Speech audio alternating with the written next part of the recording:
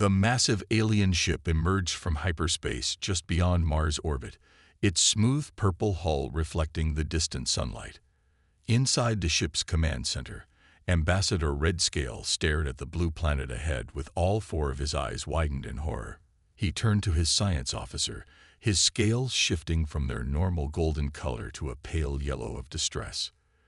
"This cannot be right," he said, tapping the holographic display with a clawed finger. "The readings show the atmosphere is filled with corrosive oxygen, and the surface is 70% covered in dihydrogen monoxide. Nothing could survive here." The science officer double-checked his instruments. "The readings are correct, Ambassador, but we're also detecting artificial satellites, radio signals, and large energy signatures consistent with civilization. It seems impossible, but someone is living down there." Redscale felt his secondary heart skip a beat. Their mission was supposed to be simple: make first contact with a primitive species that had just discovered radio waves.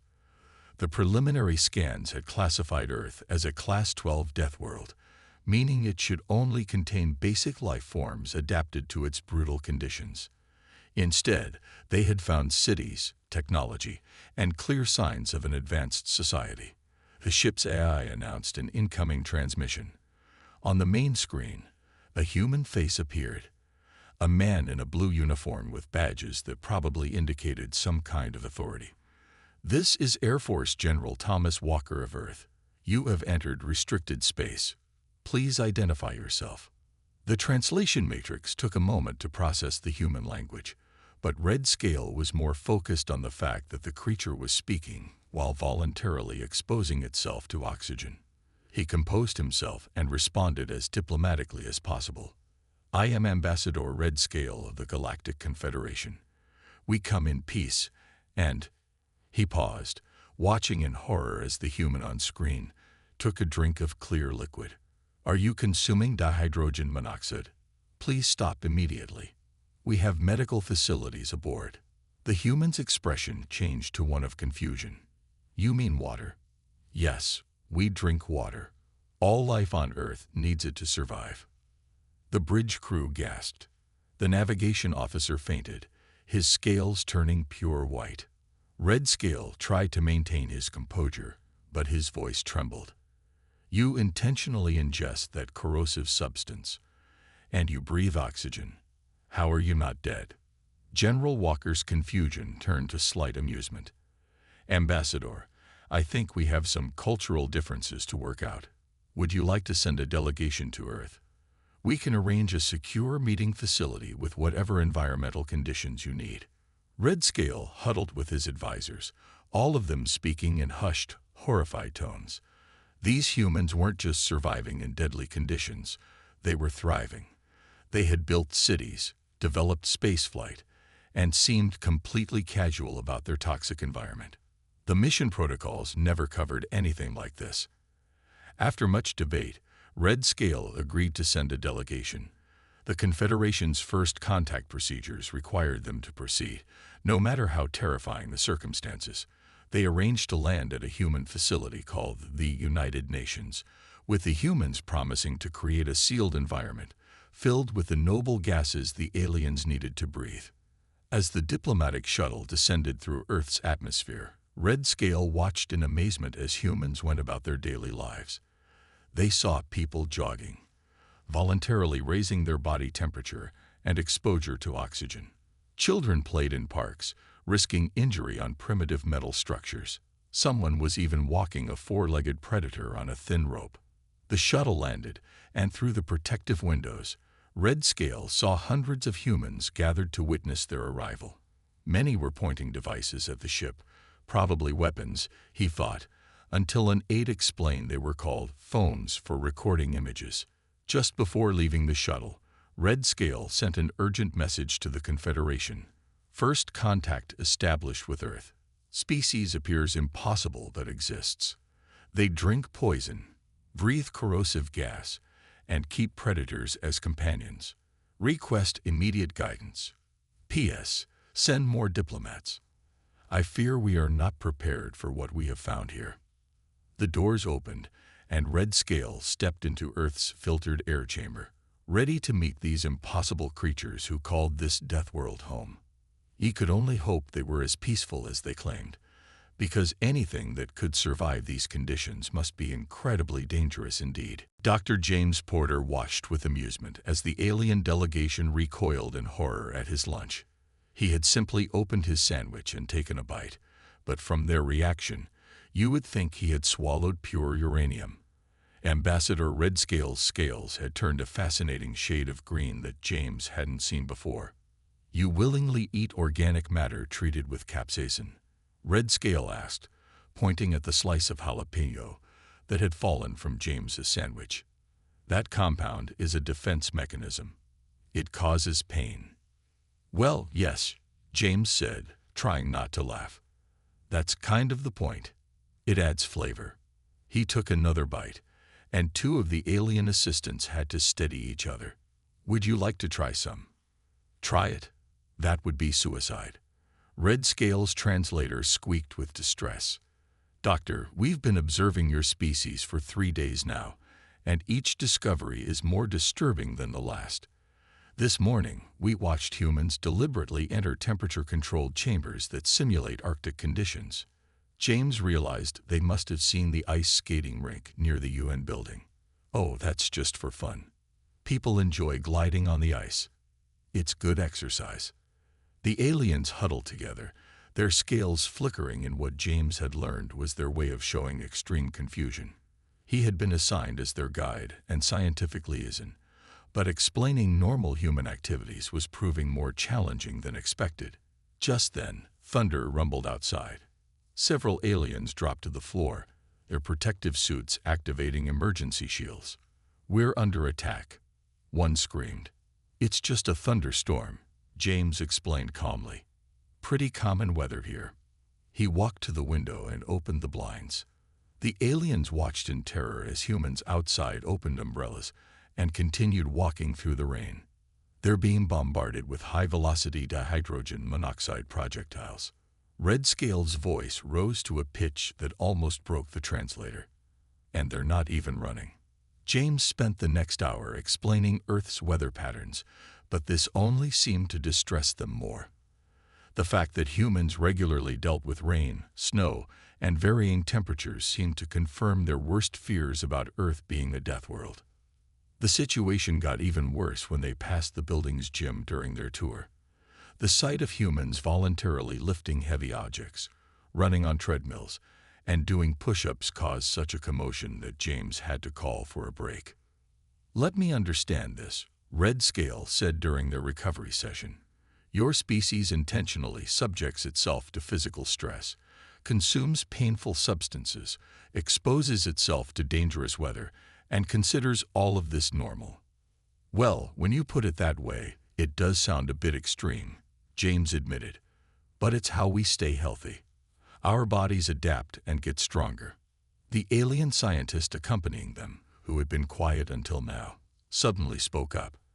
"Ambassador, I believe I understand now. These humans, they don't just survive in these conditions. They actively seek out challenges to improve themselves. It's remarkable. Terrifying, but remarkable." James nodded encouragingly, but their conversation was interrupted by screams from down the hall. Several alien observers had discovered the building's coffee shop. The sight of dozens of humans voluntarily consuming hot, caffeine-laden beverages had caused mass panic. "Please," Red Scale begged, "tell me that's not more poison they're drinking." "Actually," James began, but decided against explaining coffee just then. Some cultural differences might take more time to bridge. Instead, he watched as the aliens frantically documented everything in their reports, adding warning labels and danger symbols to each observation. As the day ended, James checked his phone and smiled. Tomorrow's schedule included a tour of an amusement park. He couldn't wait to see how the aliens would react to roller coasters. Maybe he should wait to tell them that humans invented these things specifically to trigger their fight-or-flight responses for entertainment. Looking at his increasingly distressed alien guests, James decided that some aspects of humanity might be better revealed gradually. After all, they still hadn't discovered YouTube videos of extreme sports or hot pepper eating contests. Earth's reputation as a death world was only going to get more interesting from here. Marcus Green was not having a good day. The young alien observer had drawn the shortest straw in what humans called a lottery and was now assigned to observe a human family for their cultural exchange program. His protective suit felt too tight as he watched the human parents take their two small children to something called a beach. The horror began immediately. The humans stripped down to minimal clothing and walked straight into the burning sunlight. Then, to his utter disbelief, they spread themselves out on the sand and began deliberately exposing themselves to radiation. "This is Observer Marcus reporting," he whispered into his recorder. "The humans are practicing ritual sun worship. They call it tanning. They appear to be trying to change their skin color, possibly as some form of camouflage. Most disturbing, his scales nearly fell off when the children ran straight into the massive body of water. Emergency alert. He screamed into his communicator. The young ones have entered the dihydrogen monoxide. Request immediate rescue. He stopped when he realized the parents were laughing and taking pictures. A nearby human child noticed his distress and offered him something called an ice cream cone. Marcus politely declined, having learned about human food the hard way after the infamous hot dog incident at last week's diplomatic dinner. Back at the alien embassy, Ambassador Red Scale reviewed Marcus's footage with growing concern. The beach report was disturbing enough, but the other observers had sent even more troubling data. Humans were letting their offspring operate wheeled devices called bicycles without protective force fields. Someone had documented humans ingesting something called extra spicy buffalo wings while watching sporting events. The worst report came from an observer at a place called a skate park. The footage showed young humans deliberately launching themselves into the air on wooden boards, seemingly attempting to defy gravity itself. The observer had fled the scene when someone performed something called a 360 flip, believing it to be a sign of impending warfare. Red Scale composed a message to the Galactic Council. Urgent update on human behavior. They appear to actively seek out dangerous situations for what they call fun. Today alone, we witnessed them playing in toxic water, deliberately falling down snowy mountains on pieces of wood, hitting small objects with sticks at high speeds, and throwing their bodies into the air while spinning. Request immediate psychiatric evaluation of entire species. Meanwhile, Marcus had moved on to observe a human school. He watched in fascination as small humans solved complex mathematical equations, conducted chemical experiments, and played a terrifying game called dodgeball, where they threw objects at each other for sport. During lunch break, he witnessed something that would haunt his dreams. A human child dropped their food on the ground, picked it up, said something about a 5-second rule, and continued eating. His recorder captured only his horrified gasping for the next 5 minutes. Later that day, at an emergency meeting of alien observers, they compared notes on human resilience. One had witnessed a human continue jogging after stubbing their toe. Another reported seeing a human eat something called gas station sushi and survive. A third had documented humans staying awake for 3 days straight during something called a gaming marathon. There's more, Marcus added, his scales pale with fear. They have these entertainment facilities called haunted houses where they pay money to be deliberately frightened. They watch horror movies to feel scared on purpose. Some of them even jump out of perfectly good aircraft for recreation. The meeting was interrupted by an alert from their monitoring systems. Somewhere in a place called Florida, a human was attempting to pet a large reptilian predator called an alligator. 3 observers fainted on the spot. As the day ended, Marcus added one final note to his report. The humans have a saying, "Hold my beer and watch this." If you ever hear these words, evacuate immediately. Nothing good ever follows. Red Scale read the day's reports and looked out at the Earth through his protected window. These humans weren't just surviving on a death world. They were finding new ways to challenge it every day. He couldn't decide if they were the bravest or the most insane species in the galaxy. Perhaps, he thought, they were both. The alien embassy erupted into chaos when their weather monitoring systems detected the approaching hurricane. Ambassador Redscale stared at the holographic display showing the massive storm system heading toward the Florida coast, his scales turning almost white with terror. "This is it," he announced to his staff. "The extinction event we feared. Quick, we must evacuate all humans from the coastal regions. Ready the emergency transport ships." He turned to his communication officer. "Send warning signals to all human authorities. They must not understand the danger they're in." To his surprise, the humans already knew, but instead of mass panic, they were responding with what appeared to be a well-practiced routine. Emergency services were mobilizing, buildings were being secured, and civilians were calmly following evacuation procedures. Marcus Green, still on his observation duty, watched in amazement as a human family prepared their house for the storm. They were securing windows with boards, filling containers with water, and checking something called a hurricane kit with remarkable efficiency. "They've done this before," he reported back to the embassy. "They have systems in place, protocols.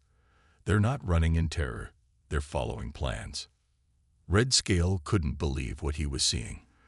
The human authorities were coordinating their efforts through multiple agencies. Weather services provided updates, emergency responders positioned themselves strategically, and utility crews prepared for repairs. It was like watching a complex dance, performed in the face of what should have been certain doom. The aliens' confusion reached new heights when they discovered humans called these storms by names and categorized them by numbers. They had even built special buildings designed to withstand such conditions. The concept of constructing structures to deliberately challenge natural disasters was completely foreign to their way of thinking. As the hurricane made landfall, the alien observers watched from their reinforced embassy. The wind speeds would have torn apart any structure on their homeworld. The amount of water falling from the sky should have caused civilization-ending floods. Yet the humans persisted. Emergency crews worked in conditions that the aliens considered unsurvivable. They saw humans in special vehicles called rescue boats heading directly into flooded areas to save stranded citizens. Power company workers ventured out in protective gear to restore electricity, even while the storms still rage. "Look," Marcus pointed at a human news crew broadcasting live from the storm. "They're standing in the wind on purpose. They're measuring the storm's power by how hard it is to remain upright. They've turned it into entertainment." Redscale had to sit down when he saw humans surfing in the storm waves. His translator nearly broke trying to process the concept of using a natural disaster for recreational purposes. The embassy psychiatrist was already overwhelmed with traumatized observers who couldn't comprehend what they were seeing. But what truly shocked them was the aftermath. As soon as the storm began to pass, humans emerged from their shelters and began rebuilding. Neighbors helped neighbors clear debris. Communities organized supply distribution. Children played in the puddles while their parents repaired roofs.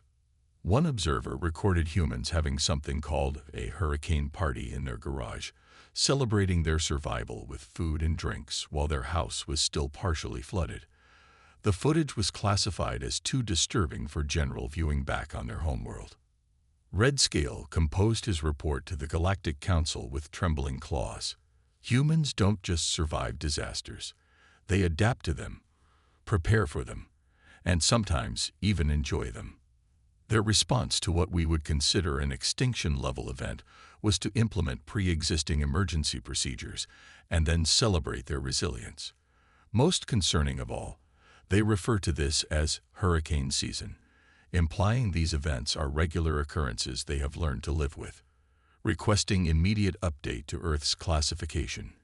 This is beyond a mere Deathworld. This is something entirely new. In the days that followed, the aliens watched the recovery effort with a mixture of horror and growing respect. These humans didn't just survive in impossible conditions. They had built an entire civilization around the concept of facing and overcoming natural disasters. Perhaps, Redscale thought, They had underestimated these creatures even more than they initially feared. The Great Hall of the Galactic Council buzzed with nervous energy as representatives from 1,000 worlds gathered to discuss the human question. The massive chamber, designed to accommodate beings of all sizes and atmospheric needs, had never felt so tense. Footage from Earth played on floating screens, showing humans engaging in what the Council considered increasingly alarming activities. Anna Thompson, Earth's first representative to the Council, stood calmly at the speaker's podium. Her very presence made several Council members uncomfortable. She needed no environmental suit, no breathing apparatus, just her standard diplomatic uniform. Some representatives whispered that merely standing near her felt dangerous. The Council leader, a floating crystalline being, spoke first. "We have reviewed the reports from Ambassador Redscale and his team. The evidence is disturbing. These humans not only survive in conditions that would kill most species, but they also deliberately seek out dangerous situations. How can we be sure they won't bring their hazardous behaviors to other worlds?" Anna smiled, which made 3 Council members flinch. "With respect, what you call hazardous behaviors, we call adaptation and progress. Yes, we climb mountains, explore caves, and dive into oceans. We push boundaries because that's how we learn and grow."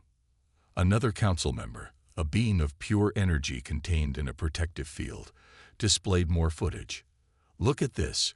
They put small humans on devices called jungle gyms and let them fall. They encourage their young to take risks. Those are playgrounds," Anna explained patiently. "They help our children develop strength, balance, and confidence.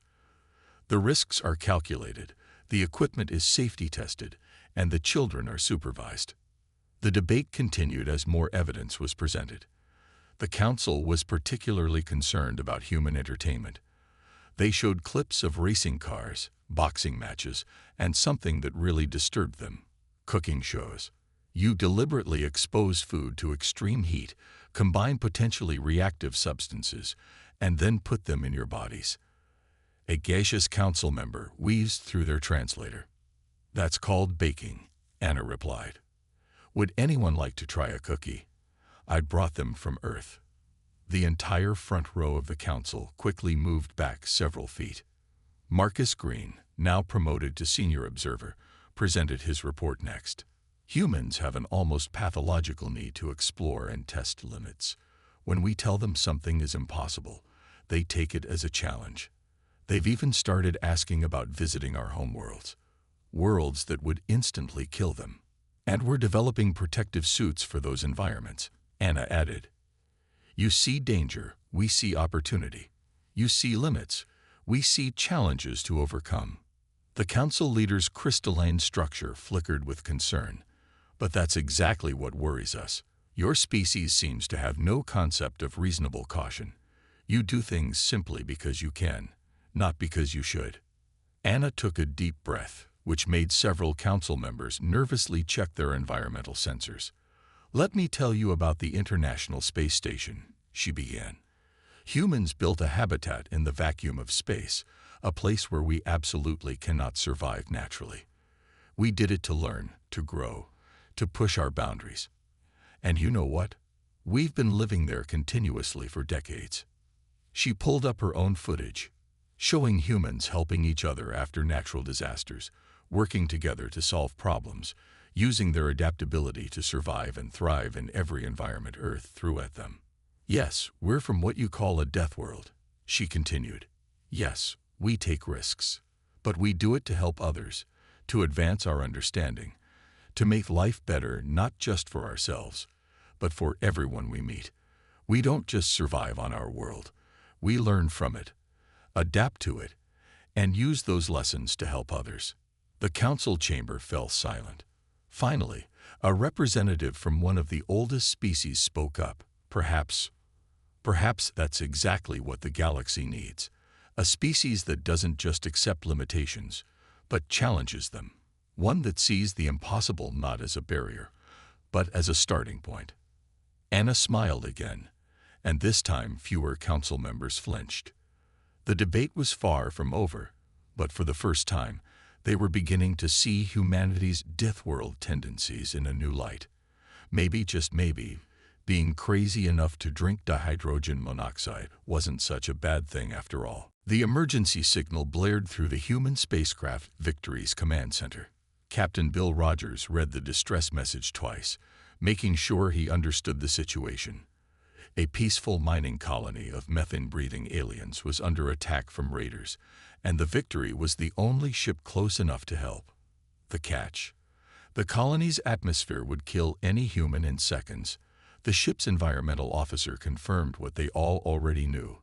The protective suits they had weren't designed for those conditions. How long until other ships arrive? Bill asked his communications officer. 6 hours at best. The colony has maybe 2. Bill looked at his crew, all of them already standing at attention. None of them needed to say anything. They had trained for impossible situations. Being from Earth had taught them that impossible was just another word for try harder.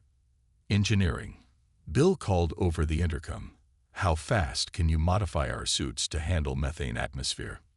The chief engineer's voice crackled back. Sir, we can reinforce them and add extra oxygen reserves, but they'll only last 30 minutes at most. After that, we'll have to work fast. Bill finished. The crew nodded.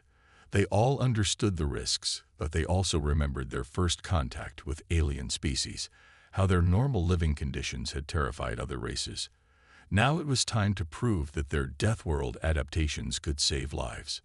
The Victory arrived at the colony 40 minutes later. The raiders' ships scattered at their approach. They hadn't expected anyone to respond so quickly. But the real challenge was just beginning. Through the ship's windows, they could see the damage. The raiders had breached the colony's protective domes, exposing sections to space. Emergency force fields were failing, and nearly 2,000 colonists were trapped in increasingly unstable conditions. Ambassador Redscale, who happened to be aboard for a diplomatic mission, watched in horror as the humans prepared for their rescue operation. You can't go out there. The atmosphere that's leaking out, it would kill you instantly without protection. Captain Rogers smiled as he checked his modified suit. Maybe. But these people will definitely die if we do nothing. Sometimes the most dangerous option is not trying at all. The rescue operation began immediately. Human crews in their jury-rigged suits entered the colony in teams. The modifications let them survive the toxic atmosphere, but they had to work fast. Each team had less than 30 minutes before their suits would fail. They found colonists huddled in sealed rooms, terrified not just of their failing environment, but of their rescuers. They had never seen humans in action before. The sight of beings from a Deathworld charging through toxic gas to save them seemed impossible. The humans worked with incredible speed. Years of living on Earth, where natural disasters could strike at any moment, had taught them efficiency in crisis. They sealed breaches with emergency patches, carried injured colonists to safety, and restored critical systems. In the ship's medical bay, the human doctors had already adapted their equipment to handle methane-breathing patients. They had drilled for this, just like they drilled for earthquakes and hurricanes back on Earth. Being ready for anything wasn't just a motto, it was a survival trait. As the last team returned, their suits beginning to fail, the count came in. All colonists rescued, no human casualties. The colony was damaged but salvageable. More importantly, they had arrived in time. Ambassador Redscale watched in amazement as the exhausted human crews helped the colonists settle into emergency shelters on the Victory. You risked your lives, he said to Captain Rogers. You modified your equipment knowing it might fail. You walked into an atmosphere that could kill you. Why? Rogers removed his helmet, his face damp with sweat. Because we could help. On Earth, we learn early that the most dangerous thing you can do is nothing when others need you. Sure, we're crazy enough to drink water and breathe oxygen, but we're also crazy enough to think everyone deserves a chance to live, no matter what atmosphere they breathe. The ambassador's scales shifted to a new color, one that humans had never seen before. It would later be described in the official report as the color of respect. The Great Hall of the Galactic Council looked very different from its first meeting about humans, where once there had been fear and suspicion, now there was anticipation. The rescue of the methane-breathing colonists had changed everything. Representatives from 100 worlds had requested human assistance with their own crisis response planning. Ambassador Redscale, now Earth's strongest advocate, stood before the council. His scales shimmered with pride as he presented the final report on humanity's trial period in the galactic community. When we first discovered humans, we thought they were dangerous, he began. We weren't wrong. They are dangerous, but not in the way we feared. They're dangerous to problems we thought unsolvable. They're dangerous to limitations we thought unchangeable. And most importantly, they're dangerous to anyone who threatens the peace we all cherish. The chamber's displays showed footage from the past year. Human emergency teams helping evacuate a floating city on a gas giant before a storm. Earth scientists working with alien researchers to develop new environmental protection suits. Human children teaching alien children how to safely climb trees, while alien parents watched in a mixture of horror and fascination. Their planet tried to kill them countless times, Redscale continued. Instead of giving up, they learned. Instead of accepting limitations, they adapted. They turned their greatest challenges into their greatest strengths. And now, they offer those strengths to all of us. Marcus Green, now Earth's Cultural Exchange Director, presented the latest statistics. 20 different worlds had adopted modified versions of Earth's disaster response systems. Human extreme sports had sparked a controversial but growing movement among younger aliens to safely explore their own limits. There was even a popular cooking show where humans taught other species how to safely prepare their traditional foods. The council leader spoke next. We have received thousands of messages supporting humanity's full membership in the Galactic Confederation. However, some concerns remain. Humans still insist on drinking dihydrogen monoxide. A laugh rippled through the chamber, a sound that would have been unthinkable in the first meetings about Earth. Even some council members who had once been terrified of humans now kept bottles of water in their offices as conversation pieces. Anna Thompson approached the podium, carrying something that made several council members lean forward with interest. Speaking of drinks, she said, I've brought something special to celebrate. We call it hot chocolate.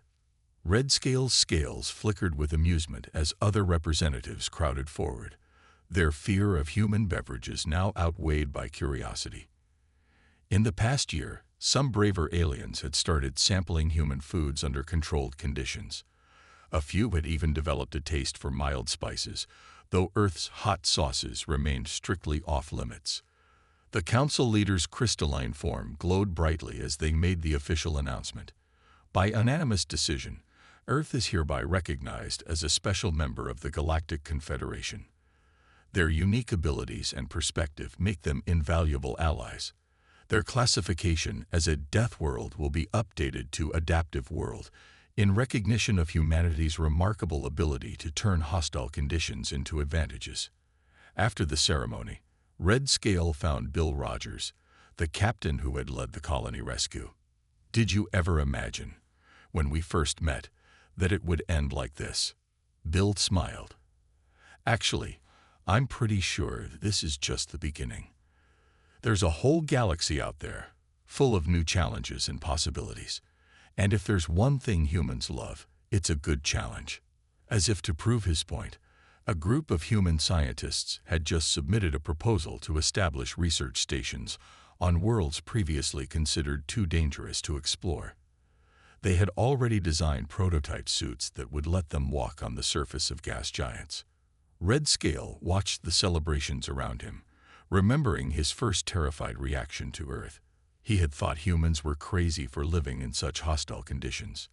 Now he understood. They weren't crazy, they were brave.